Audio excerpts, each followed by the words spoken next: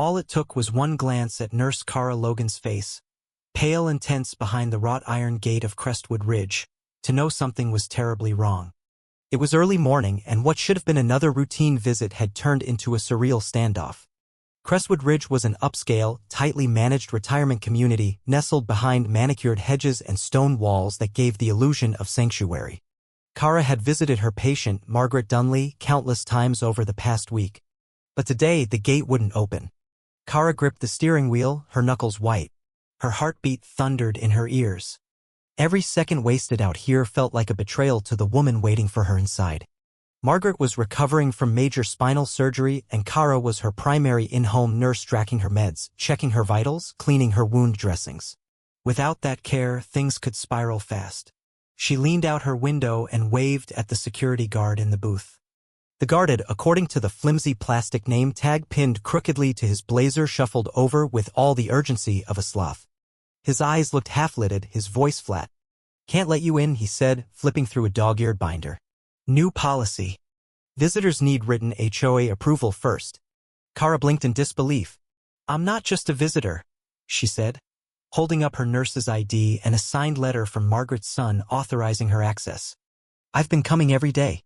I'm her healthcare provider." Ed shook his head as if reading from a script. "Doesn't matter. Not on the list.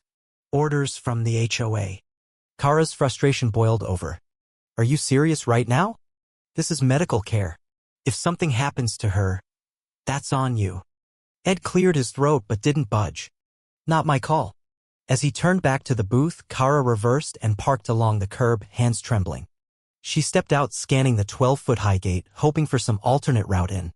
Cameras were mounted on every lamppost, each one silently watching. Crestwood Ridge had always prided itself on being safe. But this was a cage.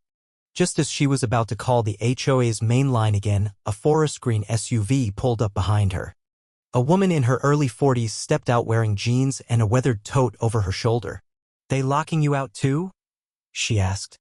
Kara nodded. "Yeah. Nurse. Patient inside." The woman extended a hand. "Lisa Monroe. I'm a caregiver for another resident. Been prepping meals and running errands for her for months. Today? Suddenly I need a notarized note from her son or I'm not allowed in." Together, they stood by the gate, phones in hand. They called the HOA off no answer. Then they tried neighbor's voicemail after voicemail. Lisa even called a board member directly but got routed to a full inbox.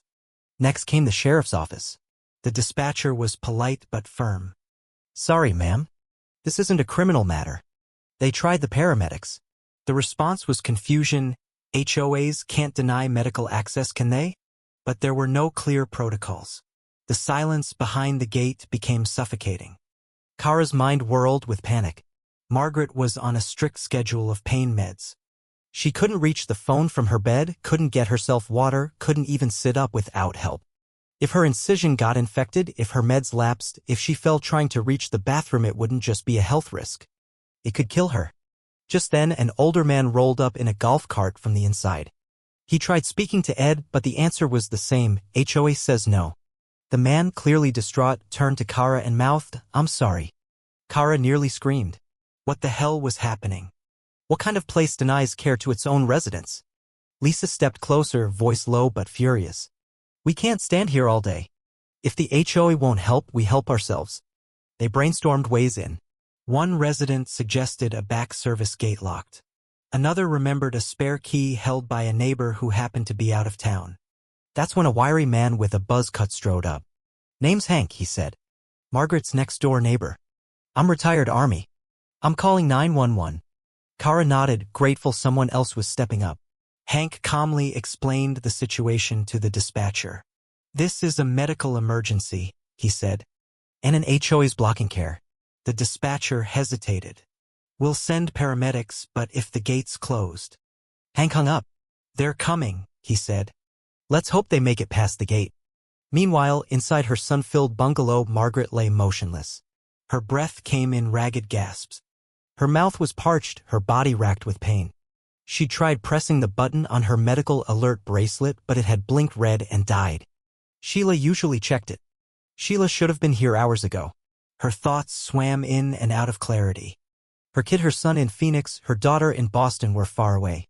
She remembered the move into Crestwood Ridge, how reassured they'd been by the security, the amenities, the promise of safety. What cruel irony.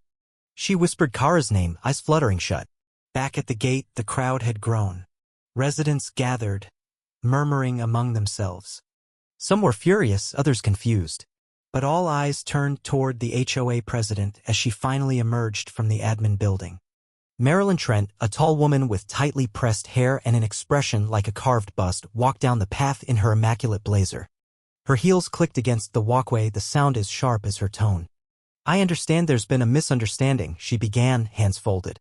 "Crestwood Ridge recently revised its entry protocols for the safety of all residents. All outside personnel must be pre-approved by the board. It's for everyone's protection." "Protection?" Lisa snapped. "Margaret is dying in there." Kara held up her badge. "I'm not an intruder. I'm a registered nurse, authorized by her family. This is healthcare." Marilyn's expression didn't waver. "If paperwork wasn't submitted properly, that's unfortunate, but we can't make exceptions. That opens the door to abuse." "This isn't abuse," Hank barked. "This is a damn emergency." Just then, a red and white ambulance turned the corner. Hope surged in Kara's chest. It pulled up to the gate and stopped. The barrier didn't lift. The paramedics honked. Everyone stared at Marilyn. "Well?" someone shouted. Marilyn turned to Ed. "Did someone inside the community call them?" "I did," Hank said. "I live here."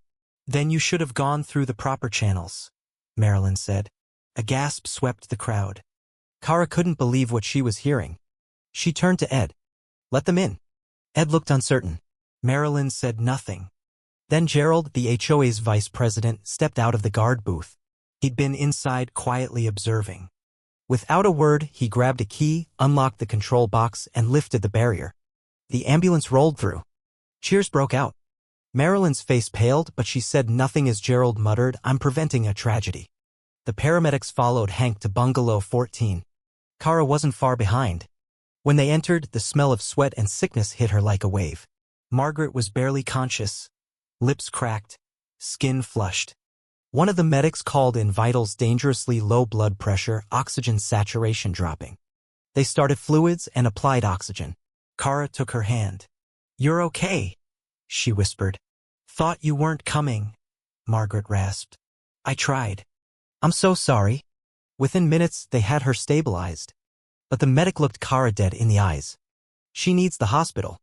Now." They wheeled Margaret out as residents stepped aside in reverent silence. She squeezed Kara's hand weakly. "Thank you," she whispered. After the ambulance left, all eyes turned to Marilyn. Roy stepped forward. "She almost died because of you. What do you have to say?" Marilyn straightened her blazer. "This was an unfortunate situation. We'll review procedures." "Unfortunate," Lisa snapped. "She almost died." The murmurs became outrage. Even the quietest residents found their voice. A vote was demanded. An emergency meeting scheduled. Roy circulated a petition. Within hours, most of the community signed. At the meeting the next night, the community center was packed. Roy took the podium, calm but stern. "We moved here for peace and safety," he said. "But when bureaucracy prevents care, it's failed us. That gate nearly became a coffin." He proposed new bylaws. Medical personnel would never again be denied entry. Future policy changes would require resident votes. Marilyn stood, trembling. "I wanted what was best." "You wanted control," Gerald said quietly. She bowed her head. The community voted. She would remain, but with her powers stripped. Gerald would lead reforms. The gate policy was amended immediately. A new sign was posted the next morning, medical and care staff immediate entry. Kara continued to visit Margaret, who eventually returned home. She was still fragile, but smiling. Her alert bracelet now beeped strong and steady. "I was proud to live here," Margaret said one day, gazing out at the quiet street. "But I never thought that gate would be what nearly ended me." Kara nodded. "It won't again. We made sure of that." And from that moment forward, Crestwood Ridge remembered what mattered most, not rules, not appearances, but people. When someone knocked, the community opened its gates, especially when it mattered most. The end.